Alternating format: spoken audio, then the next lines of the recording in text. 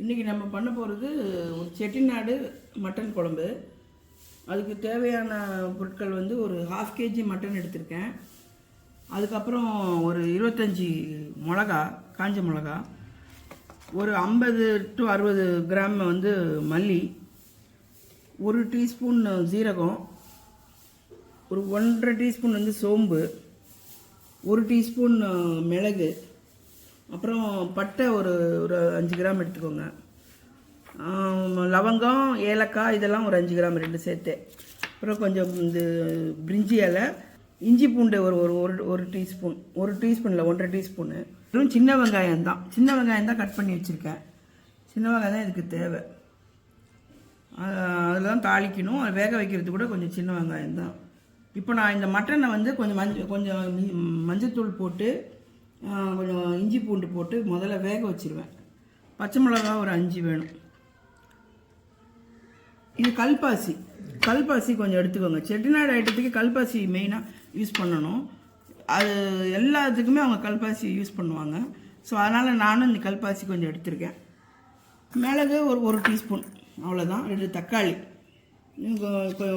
மல்லி இன்னும் கொஞ்சம் வேணும் எடுத்துக்கிறேன்.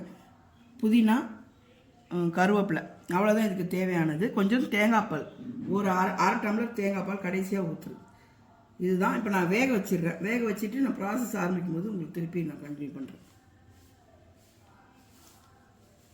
இப்போ வந்து நான் எல்லாத்துலேயுமே நல்லெண்ணெய் வச்சு தான் செய்ய போகிறேன். இந்த பாருங்கள், செக்கு நல்லெண்ணெயில் தான் இப்போ ஊற்றி முதல்ல இந்த பட்டை, லவங்கம், ஏலக்காய், கல்பாசி இதெல்லாம் போட்டு வறுக்கிறேன். முதல்ல இதை வறுத்துருவோம். அந்த சிவப்பு மிளகாவும் மல்லியும் அதை இப்போ அடுத்தது வறுக்கலாம். இது கொஞ்சம் ஏலக்காய் கொஞ்சம் சரியாக வறுக்கல, அதான் கொஞ்சம் எண்ணெயில் கொஞ்சம் வறுத்த கொஞ்சம் ஸ்மெல்லு நல்லாயிருக்கும் குழம்புக்கு.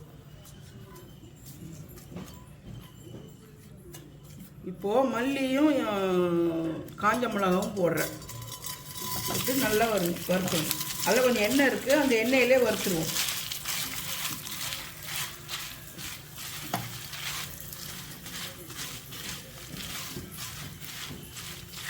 இது கூடயே அந்த மிளகு போட்டுடுறேன், 1 டீஸ்பூனு, 1 டீஸ்பூன் சோம்பு, ஜீரகம், எல்லாமே நல்லா எண்ணெயிலே வரணும். செட்டிநாடு ஐட்டம் எல்லாத்துக்குமே கல்பாசி நான்வெஜ்ஜுக்கு கொஞ்சம் நல்லா ஒரு ப்ரௌன் கலராக வர நல்லா வறுத்துக்கோங்க. இல்லை, ஏன்னா முன்னாடியே எடுத்தோம்னா குழம்பு கொஞ்சம் டேஸ்ட்டாக இருக்காது. இது நம்ம கொஞ்சம் லோ ஃப்ளேமில் வச்சுக்கோங்க. லோ ஃப்ளேமில் வச்சுக்கிட்டு அதே மாதிரி கொஞ்சம் வெங்காயத்தை கூட நான் இதிலே வறுத்துருவேன். எல்லாம் சின்ன வெங்காயம் தான். சின்ன வெங்காயம் வந்து கட் பண்ணி வச்சுருக்கு, அதையும் இதிலே வறுத்துருவேன். இதுக்கு சின்ன வெங்காயம் போட்டால் தான் நல்லாயிருக்கும்.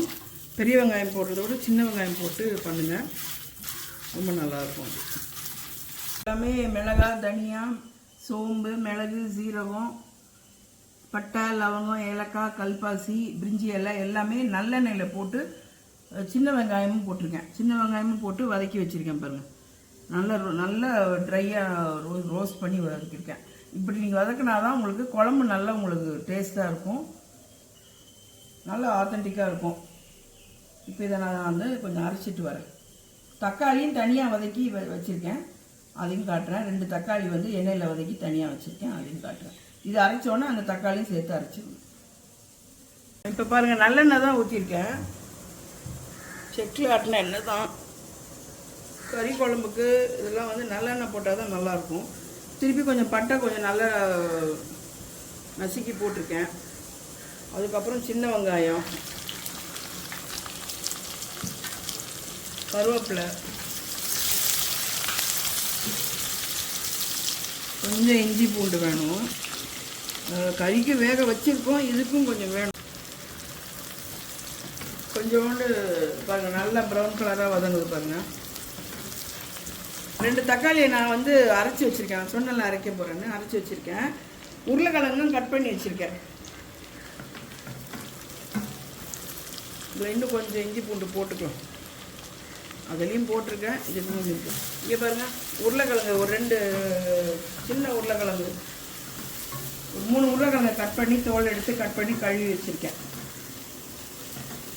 இதுவுமே இந்த எண்ணெயிலே போட்டுடலாம். அதுக்கு இதுக்கு நீங்கள் பச்சை தண்ணியை யூஸ் பண்ணக்கூடாது, ஹாட் வாட்டர் தான் யூஸ் பண்ணணும். இந்த மஞ்சத்தூள் போடுறேன். அப்புறம் இந்த 2 தக்காளி அரைச்சி வச்சுருக்கேன் பாருங்கள், அதுலேயும் போட்டுருக்கேன். இப்போ நம்ம அரைச்சி வச்சுருக்கோம்ல மசாலா, அது வந்து எண்ணெயிலே வதக்கணும். பாருங்கள், இப்போ நம்ம அரைச்சி வச்சுருக்க மசாலா பாருங்கள் எப்படி இருக்குது பாருங்கள். நம்ம வறுத்து அரைச்சது. இது கூட கொஞ்சம் முந்திரி பருப்பு போட்டு நீங்கள் வறுத்து அரைக்கலாம். ஆனால் எனக்கு என்னவோ அது பிடிக்காது. ஏன்னா அது வந்து கொஞ்சம் ரிச்னஸ் கொடுக்கும். ஆனால் என்னென்னா உங்களுக்கு காரம் வந்து உங்களுக்கு எடுத்து கொடுக்காது, காரம் கம்மியாக காட்டும். அதனால் நான் முந்திரி பருப்பு போடல. உங்களுக்கு காரம் கம்மியாக இருக்கணும், ரிச்னஸ் தான் வேணும்னா ஒரு 7-8 முந்திரி பருப்பு வந்து இந்த மசாலாவோட வறுத்து நீங்கள் அரைச்சிக்கலாம். இதில் வந்து நீங்கள் இன்னும் கொஞ்சம் வெந்நீர் ஊற்றிக்கோங்க. வெந்நீர் தான் ஊற்றிருக்கேன், இன்னும் கொஞ்சம் வெந்நீர் ஊற்றிருங்க. கறி வெந்துக்கிட்டு இருக்கு. வெந்தோடனே நான் அதையும் எடுத்து போட்டுறேன். ஒரு 8-9 விசில் வச்சுருங்க. மஞ்சள் தூளும் கொஞ்சம் இஞ்சி பூண்டும் போட்டு உப்பு போட்டு அது 8-9 விசில் வரட்டும். இப்போது இந்த பாருங்கள், மட்டன் நல்லா வெந்துருச்சு. ஒரு 7-8 சவுண்டு வச்சுட்டேன். நல்ல மட்டன் கூட இது. அப்படியே ஊற்றிடுறேன். இந்த தண்ணியோடு சேர்த்து ஊற்றிடுங்க.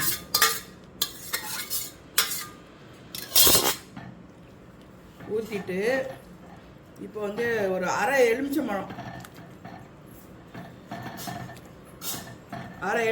பாருங்கள், அரை எலுமிச்சம்பழம் புழிஞ்சிருக்கேன். தக்காளி 2 போட்டிருக்கோம், ஒரு அரை எலுமிச்சம்பழமும் போட்டிருக்கோம். புதினா மல்லித்தலை லாஸ்ட்டில்.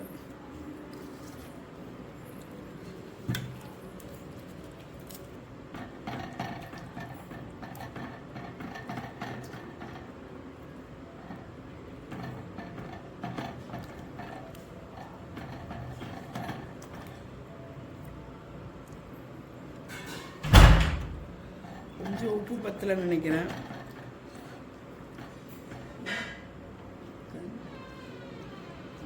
மேரி கல் உப்பு கொண்டா, ஒரு கிண்ணம் கொண்டா.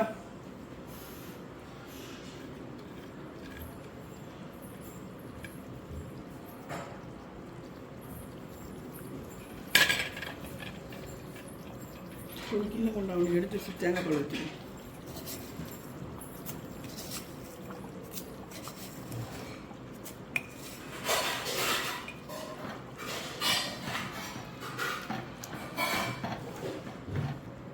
இது பாருங்கள், எண்ணெய் பிரிஞ்சு வருது பாருங்கள். இந்த மசாலா வந்து நல்லா வெந்து எண்ணெய் பிரிஞ்சு வருது பார்த்தீங்களா? அப்போயே வந்து நம்மளுக்கு ரெடி ஆகிடுச்சு. இது ரெடி ஆகிடுச்சு. இப்போ இறக்க போகிறதுக்கு முன்னாடி கொஞ்சம் நல்லெண்ணெய், பச்சை நல்லெண்ணெய் கொஞ்சம் ஊற்றணும். நான் வெறும் நல்லெண்ணெய் தான் யூஸ் பண்ணியிருக்கேன். நீங்கள் நல்லெண்ணெயை வச்சு ட்ரை பண்ணி பாருங்கள், நல்லாயிருக்கும். சாப்பாட்டுக்கு நல்லாயிருக்கும். இதை வந்து ஈவினிங் நீங்கள் ஒரு சப்பாத்தி போட்டு, இல்லை தோசைக்கு, பரோட்டாக்கு, எதுக்குனாலும் ரொம்ப நல்லாயிருக்கும். எவ்வளோ யம்மியாக இருக்குது பாருங்கள். இது வீட்டிலே அரைச்ச மசாலா, உடனே அரைச்சி பண்ணுற மசாலா, அதனால் ரொம்ப நல்லாயிருக்கும். இதை நீங்களும் உங்கள் வீட்டில் ட்ரை பண்ணிவிட்டு கண்டிப்பாக ட்ரை பண்ணுங்கள்.